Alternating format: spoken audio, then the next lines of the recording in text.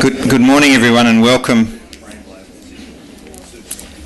to this conference looking at a whole range of issues around the management and policy management in particular of agricultural land in Australia. I think those of us that went on our field trip yesterday had a fairly good insight into the undoubted complexities of this issue.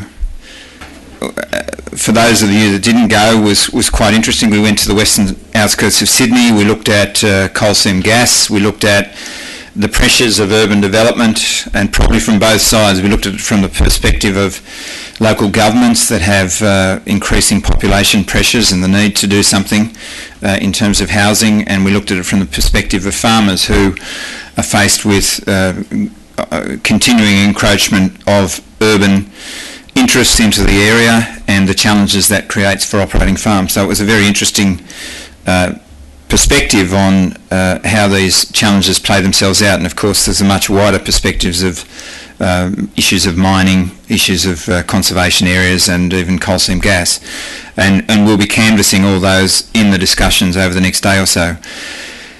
Our conferences we try and make reasonably interactive, so you'll note in the program there is opportunity for some workshops, and we will be asking some fairly specific questions during those workshops, so that gives you an opportunity to discuss the issues and try and reach some conclusions about some of the discussion that we have. So hopefully all will be able to participate in that.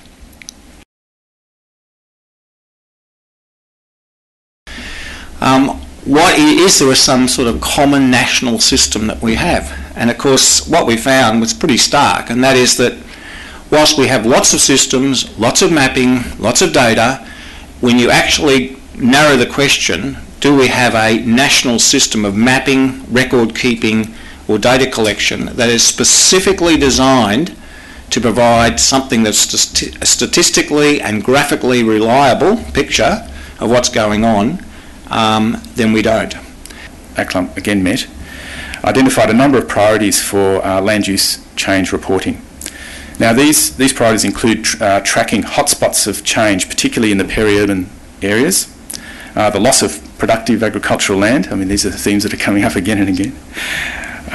Transitions to forestry and carbon farming, and particularly the ability to forecast land use change.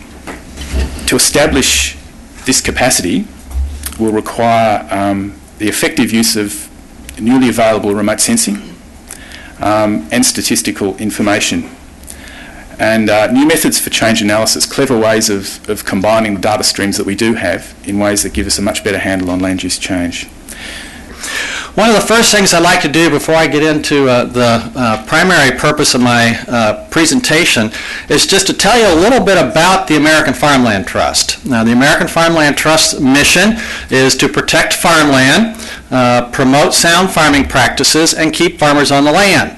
We feel that all three of those parts are critically important if we're going to keep land in agricultural production, if we're going to treat that land well so that we have the capacity to produce into the future, as well as to keep farmers on the land, simply understanding that if you don't have farmers that can have a level of economic viability on that land, you're not going to keep that land in agricultural production. So, planning is needed for food security or keeping it local. We need to have a multifaceted approach. We need good and meaningful data. We need political commitment and dollar commitment. We need statutory incentives and education. We need to consider them all together, and we need to involve all the players in discussion and investigation, and we need to plan. We need to make some decisions now and not leave it until it's too late. I've been talking about this for 20 years, and it's sort of getting a little bit too late. If we don't do something now, we won't have a really good food production in Sydney. So I reckon if we do this, we can grow houses and food and achieve a sustainable future food security, because we might end up like this. Thank you. About 5%, however, of the total production in Victoria comes out of the peri-urban area. So at face value, you could say, well, if that's the case, doesn't matter. It's only 5%. It's not particularly significant. But if you look at it in terms of particular types of crop, and as Ian just indicated, the sort of fresh, immediately consumable types of products, a very large proportion of those actually come out of that peri-urban area. So they're very close to Melbourne. That's where the leafy vegetables, our strawberries and all those sorts of things come from. So on the one hand, governments can look at these high-level statistics on production and say, well, 5% of total value, it doesn't really matter, let's turn it into something else. But at the same time, you might well lose 100% of that particular crop type or particular attribute that's delivered to a city. The other part of the equation, of course, is whilst those activities go on in peri-urban areas, we don't know whether they are the only areas in the state that those activities could occur in. And it may well be an activity that you could pick up, move to somewhere else, and it could be just as productive in another location. We need government and farmers and scientists working together with everyone in the value chain, selling the message and selling it well, that agriculture and food is a topic of social and economic importance on par with oil. Farmland has to be seen as important as mining land and residential land, no matter where it is. Because our farming systems can't be locked into a religious type of paradigm of what we think is best for farmers. Our farmers must be free to continue to adapt to our changing resource base, the seasons, the climate, the economy and our markets. Our farmers must be able to innovate, achieve efficiency gains, intensify our businesses, and our researchers and our scientists must be free to help us do this. Our farmers must have access to our best agricultural land. If we are expected to keep feeding 60 million plus people on an ever-shrinking resource base with a marketplace that continually wants to pay less for food that costs more to produce, we must have access to our best agricultural land. And consumers are an integral part of this chain. And this starts with being prepared to pay realistic prices for the food that they buy, with making wise food choices, with understanding the environmental impact when 50% of our food is thrown into landfill. We all have a role to play. Let's work together and strengthen and support that missing link. Already today, and it's in the AFI report, and I know there's been discussion about it already. The information that we have, not just nationally, but in New South Wales, is not good in relation to land, to the potential, to the soils, to the water, to the land's capability, to the mapping, to the classes of land. A lot of the information that we have is quite dated, and it has been held in different silos around the state. So we have urged the government consistently to try and allocate more resources, more people, better mapping, better information, because clearly if we are going to be making some very, very important choices here, then we do need those choices to be guided by full and proper and robust information and science. And I think we are still lacking in that regard, not just New South Wales, but nationally. I think it's quite well recognised, but I don't quite know what we do about it. We also think that we need to understand that water protection is everywhere. We need to apply water protection principles, water licensing principles, protection of aquifers statewide. And we can't, underground water systems do not operate according to boundaries drawn on maps. So we do need to make sure that any water protection that we have in the state is actually statewide. This SCL assessment will include the soil criteria for the zone and the management area, including relevant history of strategic cropping land. Protection areas represent parts of the state where the resource development pressures on agriculture and more particularly strategic cropping land are considered the most acute. In these areas, future open cut mines simply cannot go ahead, except in the most limited exceptional circumstances where overwhelming benefit to the public can be proven. Developments that will be considered to be exceptional circumstances will be rare and uncommon. To be considered an exceptional circumstance, the development proponent must demonstrate that for resource developments, the resource is not found in an alternative site in Queensland, which is not on strategic cropping land. For example, a rare mineral found only in certain parts of the state. So developments that are assessed as meeting the exceptional circumstances test are still required to make all efforts to avoid and minimise any impacts on SCL. To extract the gas, as I said, the region around the well is depressurised, and this causes the water and the gas to move towards the well. The reduction in pressure propagates away from the production zone and is detected as a decline in the water level in the neighbouring monitoring wells. So gas production does not dewater the coal seams or immediate surrounding rocks. Rather, the sedimentary framework is compressed and the pore volume decreases. So depressurisation causes subsidence of the land. To show this graphically, here we have our very schematic coal seam gas production well. It's depressurised in this zone here, and we have fluid movement towards the production well. You'll have your Great Artesian Basin boreholes, which will extend past most of the coal measures in most regions, and then we have our alluvial aquifers. In the Walloon coal measure regions, one of the concerns is what will the depressurisation do to the water levels in the Condamine alluvium. And so this is a multi-decadal impact. We're actually looking at something which will play out by around about 2060. So this has to be a long-term analysis. That side of it, I think some would like to try.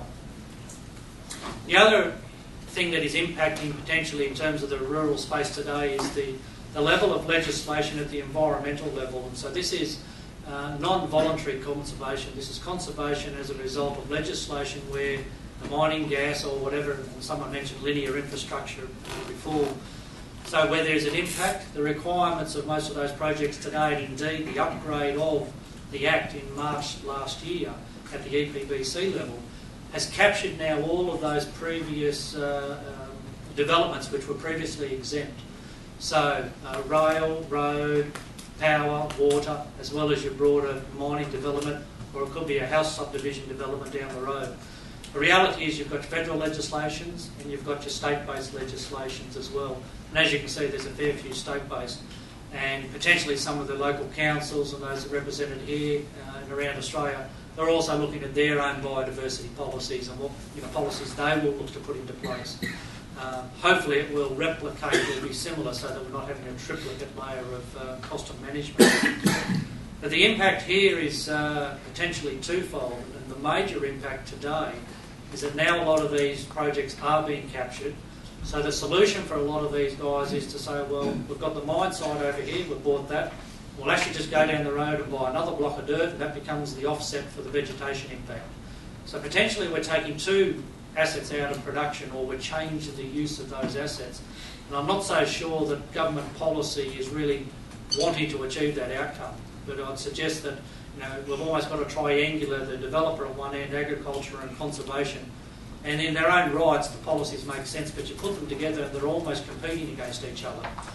But overall, the investment environment today for agriculture is generally good. So I think there needs to be a little bit of understanding. There's some investors out there who are wanting 15 or 20% returns, and they're just not going to participate. There's other investors out there who are looking at returns of 5 to 10% on a cash basis plus capital gain, and they're likely to find something that they like.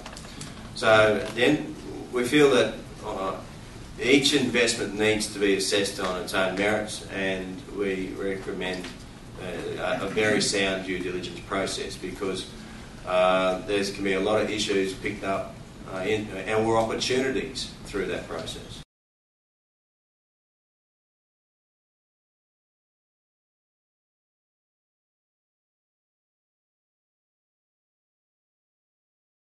I suppose the key message that I'd really like to get out there, that these conservation agreements, there doesn't have to be a choice. It doesn't have to be one or the other. That agricultural production and conservation can coexist and at times provide mutual benefits.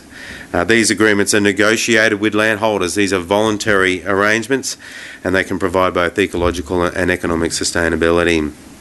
They recognise and reward landholders who have sustainably managed their properties, and in doing so are ensuring agriculture and the environment can coexist into the future.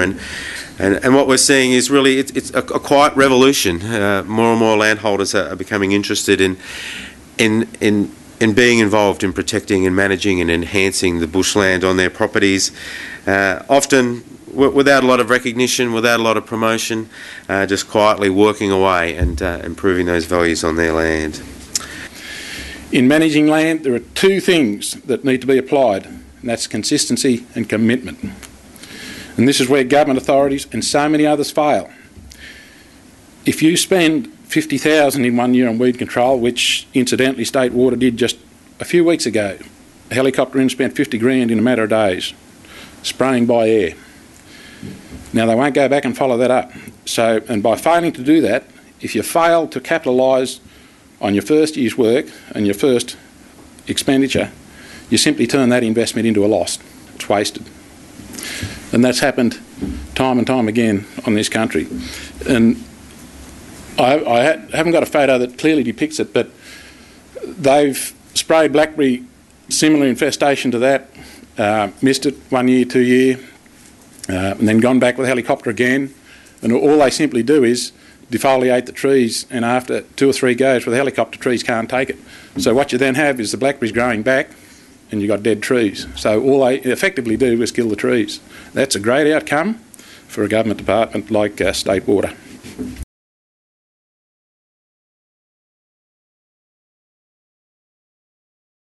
What about Hassad Australia? Why are we here in Australia?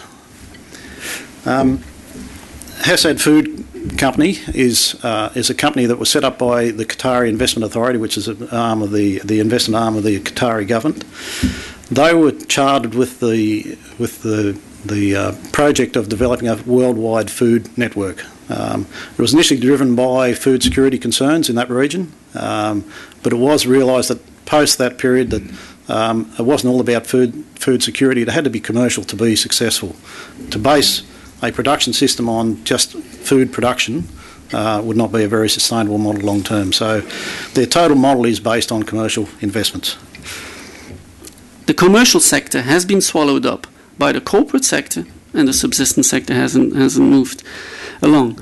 So there's a widening gap between smallholder and commercial farmer and these corporate entities.